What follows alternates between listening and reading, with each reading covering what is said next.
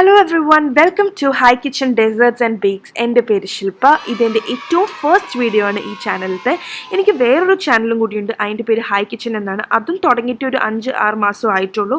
അപ്പം ആ ചാനലിലോട്ടുള്ള ലിങ്ക് ഞാൻ ഈ ഡിസ്ക്രിപ്ഷൻ ബോക്സിൽ ഞാൻ ഇട്ടിട്ടുണ്ട്. അത് ക്ലിക്ക് ചെയ്ത നേരെ നിങ്ങൾ അങ്ങോട്ട് കൊണ്ടുപോകും.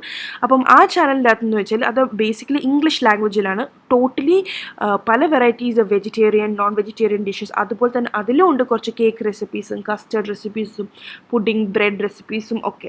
അപ്പം എൻ്റെ വ്യൂവേഴ്സിൽ നിന്ന് എനിക്ക് മനസ്സിലാക്കിയത് എന്താണെന്ന് വെച്ചാൽ, നിങ്ങൾക്ക് എൻ്റെ ഡെസേർട്ട്സും ബേക്കറി ഐറ്റംസും അങ്ങനെയുള്ള സംഭവങ്ങൾ ഒത്തിരി ഇഷ്ടപ്പെട്ടെന്ന് എനിക്ക് മനസ്സിലായി. അതുകൊണ്ട് ഞാൻ പ്രത്യേകിച്ച് എൻ്റെ മലയാളി പ്രേക്ഷകർക്ക് വേണ്ടിയിട്ടാണ് ഞാൻ ഈ ഒരു ചാനൽ ഞാൻ എക്സ്ക്ലൂസീവ്ലി മലയാളത്തിൽ ഞാൻ തുടങ്ങിയത്. അപ്പം ഇതിൻ്റെ അകത്ത് നിങ്ങൾക്ക് പല വെറൈറ്റീസ് ഓഫ് ബേക്കറി ഐറ്റംസ് കാണാൻ പറ്റും. ചില നാടൻ പലഹാരങ്ങൾ ഉണ്ടാകും, അതുപോലെ തന്നെ ജ്യൂസസ്, പിന്നെ ബ്രെഡ്, കേക്ക്സ്, അങ്ങനെയുള്ള എല്ലാ സംഭവങ്ങളും ഞാൻ ഇൻ ഡീറ്റെയിൽ ഞാൻ ഈ ചാനലിൽ ഞാൻ പോസ്റ്റ് ചെയ്യുന്നതായിരിക്കും. അപ്പോൾ ഒത്തിരി പേർക്ക് കേക്ക് ഉണ്ടാക്കണമെന്നുണ്ട്, പക്ഷെ അത് എങ്ങനെ ചെയ്യണമെന്നൊന്നും അറിഞ്ഞൂടാ. പക്ഷെ നിങ്ങൾ ആരും പേടിക്കേണ്ട, ഒരു ക്ലാസ്സിലും പോകേണ്ട. നിങ്ങൾ ചെയ്യേണ്ട ഇത്ര മാത്രം, ഇന്ന് തന്നെ നിങ്ങൾ ഈ ചാനൽ സബ്സ്ക്രൈബ് ചെയ്യുക. താഴെ ഒരു റെഡ് കളർ സബ്സ്ക്രൈബ് ബട്ടൺ കണ്ടോ, അത് തൊട്ടാൽ മതി. അതുപോലെ തന്നെ അതിൻ്റെ തൊട്ടടുത്ത് ഒരു ബെൽ ഐക്കൺ, അതും കൂടെ ക്ലിക്ക് ചെയ്യുക. എന്നാൽ മാത്രമാണ് ഞാൻ എപ്പം പുതിയ വീഡിയോ ഇട്ടാലും നിങ്ങൾക്ക് നോട്ടിഫിക്കേഷൻ കിട്ടുള്ളൂ. അതുപോലെ തന്നെ ഇന്നത്തെ ഈ വീഡിയോ എല്ലാവരും ലൈക്ക് ചെയ്യാനും ഷെയർ ചെയ്യാനും മറക്കരുത് കേട്ടോ. അപ്പോൾ ഞാൻ കൂടുതൽ കത്തി വെക്കാണ്ട് നമുക്ക് ഇന്നത്തെ ഫസ്റ്റ് റെസിപ്പി എന്താണെന്ന് നമുക്ക് നോക്കാം.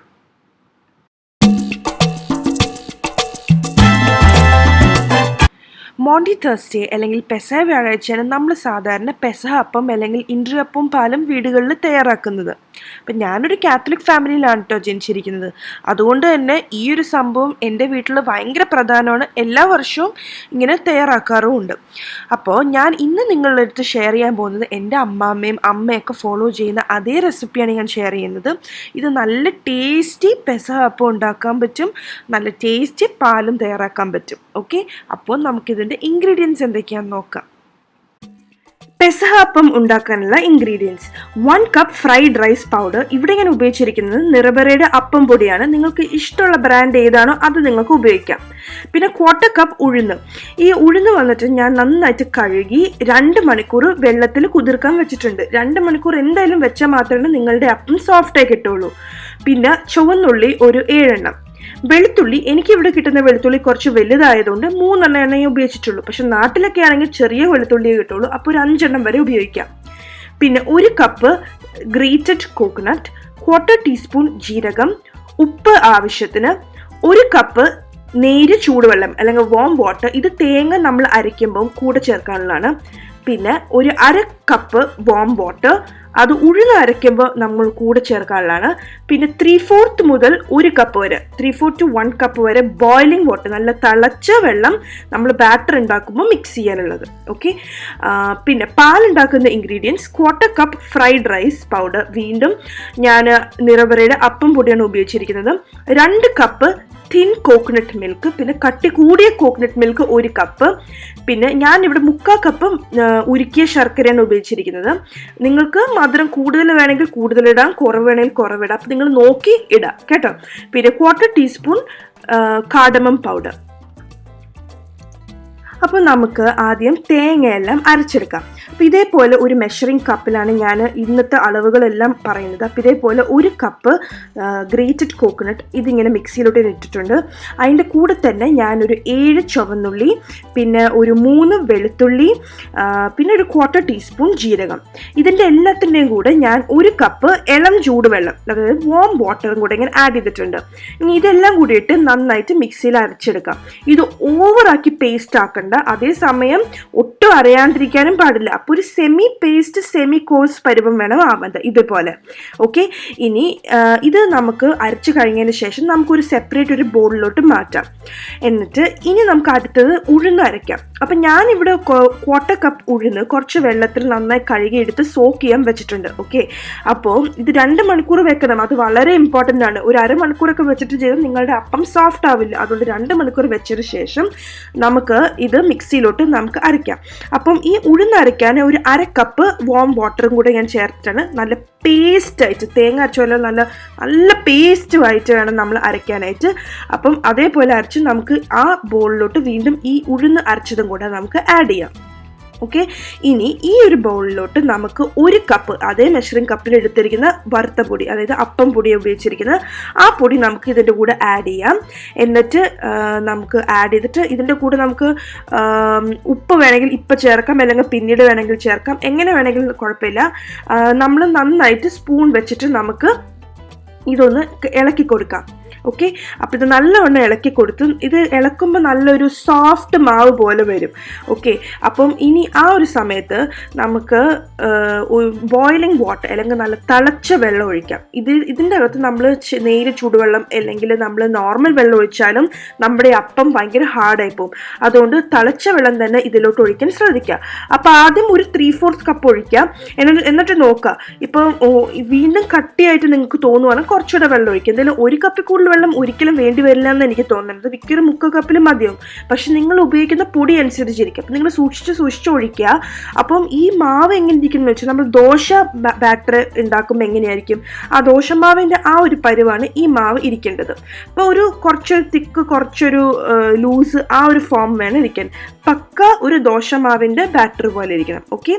അപ്പം അങ്ങനെ വെച്ചതിന് ശേഷം നമുക്ക് ഈ ഒരു മാവ് നമുക്ക് മാറ്റി വെച്ച് ഇത് ഇളക്കി നന്നായിട്ട് ഉപ്പെല്ലാം ചേർത്ത് ഇളക്കിയതിന് ശേഷം നമുക്ക് മാറ്റി വെച്ച് ഇതൊരു 1 മണിക്കൂർ നമുക്ക് മൂടി വെക്കാം. ഓക്കെ. നമ്മളിത് ചിലവർ ഇത് ഉണ്ടാക്കി ഉടനെ ചുടും, പക്ഷേ അങ്ങനെ ചുട്ട് കഴിയുമ്പോഴും സോഫ്റ്റ്നെസ് കുറച്ച് കുറയും. അപ്പം ഇത് ഫെർമെൻറ്റ് ചെയ്യാനും പാടില്ല. ഇതിന് പുളിപ്പില്ലാത്ത അപ്പം എന്നല്ല നമ്മൾ പറയുന്നത്. അതുകൊണ്ട് ഫെർമെൻറ്റ് ചെയ്യാൻ പാടില്ല. പക്ഷേ ഒരു മണിക്കൂർ വെച്ചുകൊണ്ട് അതിനൊന്നും സംഭവിക്കാൻ പോകില്ല. പക്ഷെ കുറച്ച് സോഫ്റ്റ്നെസ് കിട്ടും. അപ്പോൾ 1 മണിക്കൂർ മാറ്റി വെച്ചിട്ട് നമുക്കിത് പുഴുങ്ങിയെടുക്കാം. ഒരു അപ്പച്ചെമ്പിൽ പുഴുങ്ങിയെടുക്കാം.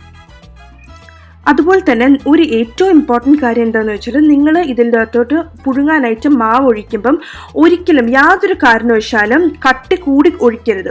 ഓവറായിട്ട് കട്ടി ഉണ്ടെങ്കിലും പുഴുങ്ങാൻ സമയമെടുക്കും. അങ്ങനെ ഒത്തിരി പ്രശ്നങ്ങൾ സംഭവിക്കുക. അപ്പോൾ ഒരു മീഡിയം കട്ടിയിൽ വേണം. ഇതുപോലത്തെ ലൂസ് ബോട്ടം പാനാണ് ഞാനിത് പുഴുങ്ങിയെടുക്കാൻ ഉപയോഗിക്കുന്നത്. അപ്പോൾ ഇതിൽ നന്നായിട്ട് എണ്ണ പുരട്ടിയിട്ടുണ്ട്.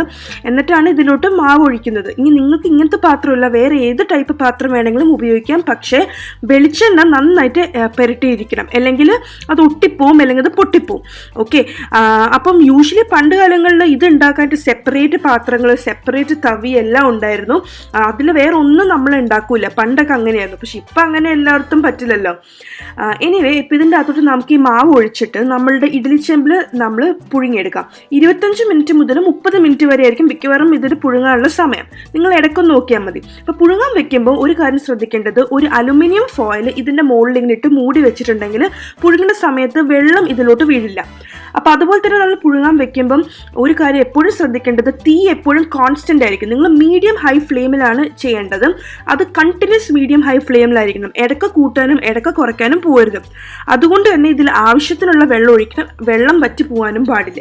അപ്പോഴും ഇതിൻ്റെ ടെക്സ്ചറിന് വ്യത്യാസം വരും. വെള്ളം വറ്റി പോയിട്ടുണ്ടെങ്കിൽ ഇങ്ങനെ പുഴുങ്ങാൻ വെക്കുമ്പോൾ വെള്ളം വെക്കുമല്ലോ അത്. അപ്പം ഇത് നമ്മൾ എടുത്തതിന് ശേഷം ഇപ്പോൾ 25 മിനിറ്റ് 30 മിനിറ്റ് എടുത്തു. നമുക്ക് ഒരു സ്പൂൺ വെച്ചിട്ട് പതുക്കെ സൈഡിൽ നിന്ന് ഇങ്ങനെ വിടിയിച്ചെടുക്കാം. യൂഷ്വലി ഇത് അപ്പം ചുടുമ്പം അപ്പം പുഴുങ്ങുമ്പം മുകളിലൊരു കുരുത്തോല വെച്ചിട്ട് ക്രോസ് ഷേപ്പിൽ വെക്കും. ഇന്നിപ്പോൾ ഞാൻ അത് വെക്കുന്നില്ല. ഞാൻ ഇത് കുറച്ച് നേരത്തെയാണ് ചെയ്തത്. കാരണം നിങ്ങൾക്കത് ഉപകാരം ആയിക്കോട്ടെ എന്ന് വിചാരിച്ചിട്ടാണ് നേരത്തെ ചെയ്തത്. പിന്നെ അതൊരു ഹോളി സംഭവമാണല്ലോ. അതങ്ങനെ വെറുതെ ഒരു കുരുത്തോല ഒരു വീഡിയോയ്ക്ക് വേണ്ടി എനിക്ക് കളയാൻ പറ്റില്ലല്ലോ. അതുകൊണ്ടാണ് ഞാനത് വെക്കാഞ്ഞത്. ഓക്കെ. അപ്പോൾ ഈ കുരുത്തോല വെക്കണോണ്ട് നമ്മൾ യൂഷ്വലി കമത്തി അങ്ങനെ ഇടാറില്ല. കാരണം കുരിശിനെ നമ്മളിങ്ങനെ കമത്തിടുന്ന പോലെ ആയിരിക്കില്ലേ. അതുകൊണ്ട് നമ്മൾ സൈഡിൽ നിന്ന് ഇങ്ങനെ സ്പൂൺ വെച്ചിട്ട് ഇങ്ങനെ പൊക്കിയെടുക്കാറാണ് പതിവ്. അപ്പോൾ ഇതിന് കണക്ക് കറക്റ്റാണ്, ഇതെല്ലാം കറക്റ്റ് ആണെങ്കിൽ നല്ല സൂപ്പറായിട്ട് പൊന്തി വരും. ഓക്കെ. ഇപ്പോൾ എനിക്കിപ്പോൾ ലൂസ് ബോട്ടം പാൻ ആയതുകൊണ്ട് എനിക്ക് ഞാൻ ഇങ്ങനെ സൈഡ് വിടിയിച്ചിട്ട് ഞാൻ ഇങ്ങനെ പൊന്തി വന്നു കണ്ട് ഇതേപോലെ. അപ്പോൾ ഇതിപ്പോൾ നല്ല സോഫ്റ്റ് ആയിട്ട് എനിക്ക് കിട്ടിയിട്ടുണ്ട്. ഇനിയിപ്പോൾ നിങ്ങൾ ചെയ്യുമ്പം സപ്പോസ് ഇത് ഇങ്ങനെ പൊട്ടാൻ പോകണു അല്ലെങ്കിൽ ഒട്ടിപ്പിടിക്കണം എന്നൊരു ഫീലിംഗ് ഉണ്ടെങ്കിൽ നിങ്ങൾ ഒന്നുകൊണ്ട് പേടിക്കണം. നിങ്ങൾ കമത്തിയിടോ അല്ലെങ്കിൽ പുറത്തോട്ട് അങ്ങനെ എടുക്കുകയൊന്നും ചെയ്യേണ്ട. കത്തി വെച്ചിട്ട് ഇങ്ങനെ ട്രയാങ്കിൾ ഷേപ്പിൽ നിങ്ങൾക്ക് കട്ട് ചെയ്തെടുക്കാം. നിങ്ങൾ വെളിച്ചെണ്ണ പരട്ടിയിട്ടുള്ളതുകൊണ്ട് അങ്ങനെ ട്രയാങ്കിൾ ഷേപ്പിൽ ചെയ്യുമ്പോൾ നിങ്ങൾക്ക് ഓരോ പീസായിട്ട് നിങ്ങൾക്ക് കിട്ടും. അപ്പോൾ അങ്ങനെ ചെയ്താലും മതി. ഓക്കെ. പിന്നെ ഇത് നിങ്ങൾ വിടർത്ത് ഈ സൈഡിൽ നിന്ന് എടുക്കാൻ ശ്രമിക്കുമ്പോൾ കംപ്ലീറ്റ്ലി ഇത് കൂൾ ഡൗൺ ആവണം. കൂൾ ആവുന്നതിന് മുമ്പ് ചെയ്താലും ഇത് പെട്ടെന്ന് ഒട്ടിപ്പിടിക്കും. ഓക്കെ. അതും ഒരു ഇമ്പോർട്ടൻറ്റ് കാര്യം. അപ്പം ഇനി നമുക്ക് അടുത്ത് പാൽ എങ്ങനെ ഉണ്ടാക്കാമെന്ന് നോക്കാം. അപ്പോൾ നമുക്കൊരു പാത്രത്തിലോട്ട് 1/4 കപ്പ് വറുത്ത അരിപ്പൊടി, ഞാനിവിടെ ഉപയോഗിച്ചിരിക്കുന്നത് വീണ്ടും നിർവരയുടെ അപ്പം പൊടി തന്നെ, അതിലോട്ട് 2 കപ്പ് കട്ടി കുറഞ്ഞ തേങ്ങാപ്പാൽ, അതിൻ്റെ കൂടെ 1/4 കപ്പ് ശർക്കര ഉരുക്കിയത്. അത് ഞാൻ നേരത്തെ പറഞ്ഞോണം തന്നെ നിങ്ങൾക്ക് കൂട്ടുകയും കുറയ്ക്കുകയും ചെയ്യാം കേട്ടോ, നിങ്ങളുടെ മധുരം അനുസരിച്ച്. അപ്പോൾ ഇത്രയും സംഭവങ്ങളിട്ട് ഒരു സ്പൂൺ ഇട്ട് നന്നായിട്ട് ഇളക്കി ഇതിൽ കട്ടകളൊക്കെ ഒന്നുമില്ലെന്ന് ഉറപ്പ് വരുത്തിയതിന് ശേഷം ഒരു മീഡിയം ഫ്ലെയിമിലിട്ട് നമ്മൾ ഒരു തവി വെച്ച് നന്നായിട്ട് ഇളക്കിക്കൊണ്ടിരിക്കുക. നമ്മൾ ഈ അരിപ്പൊടി ചേർത്തുകൊണ്ട് ഇത് പെട്ടെന്ന് കുറുകും. അപ്പം ചിലപ്പോൾ ഇച്ചിരി സമയം 5-10 മിനിറ്റ് എടുക്കുമായിരിക്കും. എന്നാൽ പോലും നിങ്ങൾ ശ്രദ്ധിക്കുക, ഇത് അടുപ്പിൽ നിന്ന് നിങ്ങൾ ശ്രദ്ധിക്കാണ്ട് പോയി അത് അടി പിടിച്ചിരിക്കുക. അതുകൊണ്ട് ഫുൾ ടൈം നിങ്ങൾ ഇളക്കിക്കൊണ്ടിരിക്കുക. പിന്നെ ഇതുപോലെ നന്നായിട്ട് കുറുകി തുടങ്ങുമ്പോൾ പെട്ടെന്ന് തന്നെ 1 കപ്പ് കട്ടി കൂടിയ തേങ്ങാപ്പാൽ അത് ഒഴിക്കുക. അതിൻ്റെ കൂടെ തന്നെ 1/4 ടീസ്പൂൺ ഏലക്കാപ്പൊടി കൂടെ ചേർക്കാം. ഈ കട്ടിയുള്ള തേങ്ങാപ്പാൽ ചേർത്തതിന് ശേഷം തിളയ്ക്കാൻ പാടില്ല, ജസ്റ്റ് ഒന്ന് ചൂടായിട്ട് ഓഫ് ചെയ്ത് വെക്കുക. അപ്പം ഇത് ഇരിക്കും തോറും ഇത് കട്ടി കൂടും. അപ്പോൾ ഓവർ കട്ടി ആവാനും പാടില്ല, എന്ന് ഓവർ ലൂസ് ആവാനും പാടില്ല. ഇനിയിപ്പോൾ എന്തെങ്കിലും കാരണവശാൽ നിങ്ങൾക്ക് തോന്നുന്നു ഇത് കട്ടി കൂടിയെന്ന് തോന്നുവാണെങ്കിൽ നിങ്ങൾക്ക് ഇച്ചിരിയും കൂടെ തേങ്ങാപ്പാൽ വേണമെങ്കിൽ ഒഴിക്കാം. പക്ഷെ ഞാൻ പറഞ്ഞോണം കട്ടി ഓവറായിട്ട് കുറയാനും പാടില്ല. ഓക്കെ, അപ്പം ഇങ്ങനെ ഇളക്കി മാറ്റി വെക്കാം. അപ്പം നമ്മുടെ പാലും റെഡി ആയിട്ടുണ്ട്. ഈ പെസഹ അപ്പം വട്ടയപ്പം പോലെ അത്രയും സോഫ്റ്റ് ആയിട്ട് ഒരിക്കലും ഉണ്ടാവില്ല, കുറച്ച് ഹാർഡായിട്ട് തന്നെ ഇരിക്കും. But at the same time മുറിക്കുമ്പോഴും കഴിക്കുമ്പോഴും കല്ല് പോലെ ആവാൻ പാടില്ല, അതാണ് അതിൻ്റെ പരുവം. ഓക്കെ, അപ്പോൾ നിങ്ങൾ ഈ പെസഹ വ്യാഴാഴ്ച ഉറപ്പായിട്ടും ഈ അപ്പവും പാലും തന്നെ നിങ്ങൾ ട്രൈ ചെയ്യുമെന്ന് ഞാൻ വിചാരിക്കുന്നു. നിങ്ങൾക്ക് എന്തെങ്കിലും സംശയം ഉണ്ടെങ്കിൽ താഴെയുള്ള കമൻറ്റ് ബോക്സിൽ ഒരു കമൻറ്റ് ഇട്ടാൽ മതി. ഞാൻ എത്രയും പെട്ടെന്ന് റിപ്ലൈ ചെയ്യാൻ പറ്റുന്നു അത്രയും പെട്ടെന്ന് ഞാൻ റിപ്ലൈ ചെയ്യുന്നതായിരിക്കും. അതുപോലെ തന്നെ നിങ്ങൾ ഉണ്ടാക്കി കഴിഞ്ഞിട്ട് എങ്ങനെ ഉണ്ടായിരുന്നു എന്നും കൂടെ എന്നെ അറിയിക്കണം കേട്ടോ. അപ്പോൾ ഇനി ഞാൻ അടുത്തൊരു റെസിപ്പി എന്ന് വെച്ചാൽ ഒരു സൂപ്പർ ലെമണേഡ് ആണ് ഞാൻ ഉണ്ടാക്കാൻ പോകുന്നത്. ഒരു സ്പെഷ്യൽ ലെമണേഡ്, നമുക്ക് എല്ലാവർക്കും വീട്ടിൽ തന്നെ തയ്യാറാക്കുന്ന ഒരു സ്പെഷ്യൽ ലെമണേഡിൻ്റെ റെസിപ്പി ആയിട്ടായിരിക്കും ഞാൻ നെക്സ്റ്റ് വരാൻ പോകുന്നത്. Okay, so thank you so much for watching. By.